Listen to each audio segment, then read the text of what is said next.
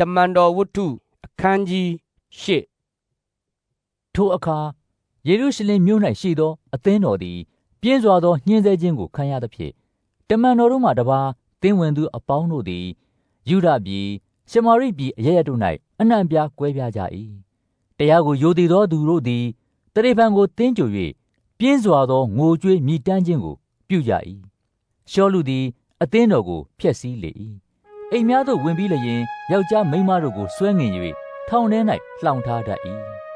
ထို့ကြောင့်အရရတို့ကွဲပြားသောသူတို့သည်လှဲ့လေ၍နှုတ်ကပတ်တော်သည်ဟူသောဧဝံဂေလိတရားကိုဟောပြောကြ၏ဖိလိပ္ပုသည်လည်းရှမာရိမြို့သို့သွား၍ခရစ်တော်၏အကြောင်းကိုဟောလေ၏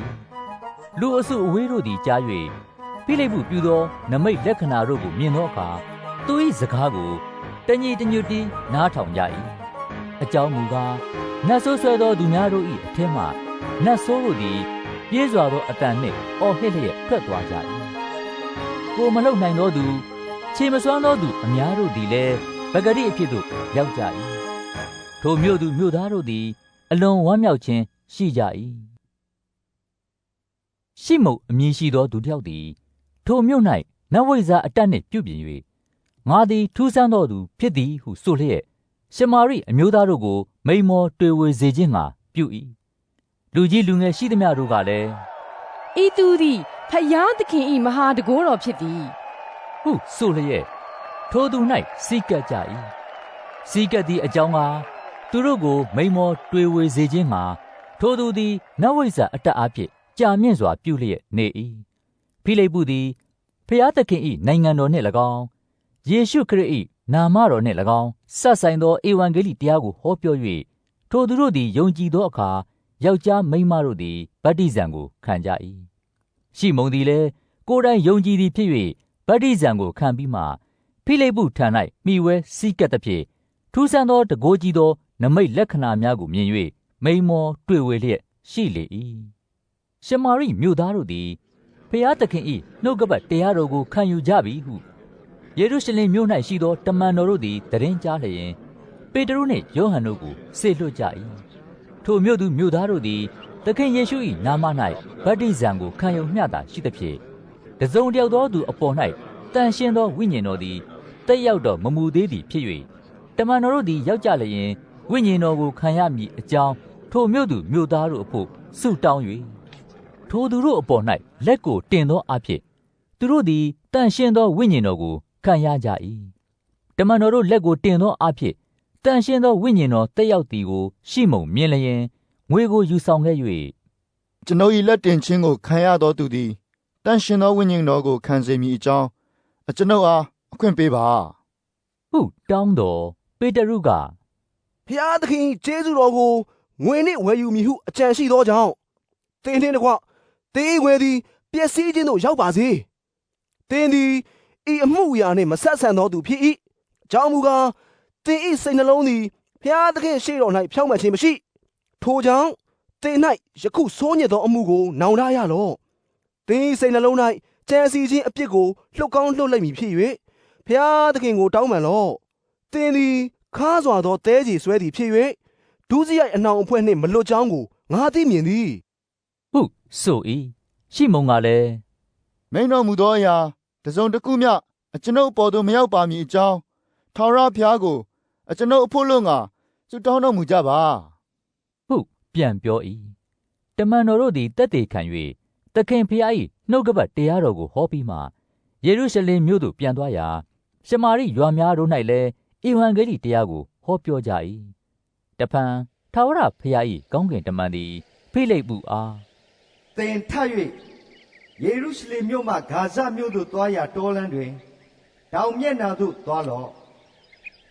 ဟုဆိုသည့်အတိုင်းဖိလိပ္ပုသည်ထ၍သွားလေ၏ထိုအခါအေသယောပိပြည်ကိုအစိုးရသောမိဖုရားကန်ဒက်ထံ၌ဘုန်းကြီးသောအမတ်ဖြစ်၍ဗန္နာတော်ရှိသမျှကိုအုပ်စိုးရသောအေသယောပိပြည်သားတယောက်သည်ကိုးကွယ်ခြင်းအလို့ငှာ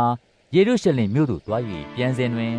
မိမိယထာပေါ်၌ထိုင်လျက်ပရောဖက်ဟေရှာယ၏ကျမ်းစာကိုဖတ်လေ၏ဝိညာဉ်တော်ကလည်းထိုယထာသို့ချီးကပ်၍မိဝဲလော့ဟုဖိလိပ္ပုအားဗျာဒိတ်ပေးတော်မူသည်ဖြင့် ဖိလိပ္ပုသည်ယထာသို့ပြေး၍ပရောဖက်ဟေရှာယ၏ကျမ်းစာ၌ဖတ်သည်ကိုကြားလျင်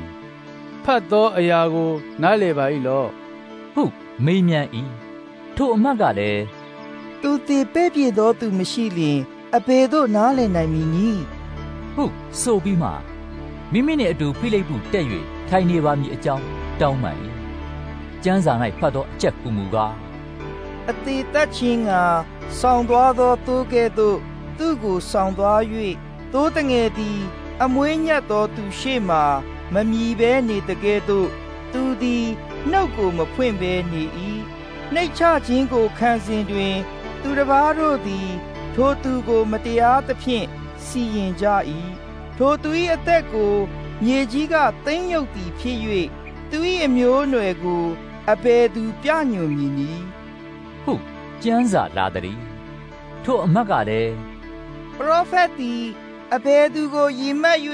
ဤသို့ဆိုပါသည်။ကိုကြီးဆိုလိုသလောသူတစ်ပါးကိုကြီးဆိုလိုသလောဟုတောင်းပန်လျက်ဖိလိပ္ပုအားမေးမြန်းလျင်ဖိလိပ္ပုသည်မိမိနှုတ်ကိုဖွင့်၍ထိုကျမ်းစာချက်ကိုအစွဲပြုလျက်ယေရှု၏အကြောင်းတည်းဟူသောဧဝံဂေလိတရားကိုဟောလေ၏ထို့သောလမ်း၌သွားကြစဉ်ယေရှိရာသို့ရောက်၍အမတ်ကလည်းဤရက်တွင်ယေရှိပါ၏အကျွန်ုပ်ကိုဗတ္တိဇံမခံစေခြင်းကညီသည့်အကြောင်းစီးတားပါသည်ဟုပြောဆိုလျင်ဖိလိပ္ပုကသင်သည်စိတ်နှလုံးအကျွမ်းမဲ့ယုံကြည်လေခံရသည်ဟုဆိုလေ၏အမတ်ကလည်း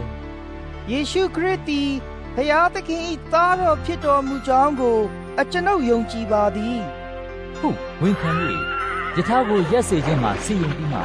ဖိလိပ္ပုသည်ထိုအမတ်နှင့်တကွရေထဲသို့ဆင်း၍ဗတ္တိဇံကိုပေး၏ရေထဲကတက်ကြလျင်ထာဝရဘုရား၏ဝိညာဉ်တော်သည်ဖိလိပ္ပုကိုစောင့်ယူတော်မူ၍အမတ်သည်ဖိလိပ္ပုကိုနောက်တဖန်မတွေ့မမြင်ရဝမ်းမြောက်ဝမ်းသာခြင်းနှင့်မိမိတွားရသောလမ်းကိုတွားလေ၏ဖိလိပ္ပုသည်လည်းအာဇုတ်မြို့၌ပေါ်လာ၍ထိုမြို့မှကဲသရိမြို့တိုင်အောင်မြို့ရွာအစဉ်တိုင်းလျှောက်သွား၍ဧဝံဂေလိတရားကိုဟောလေ၏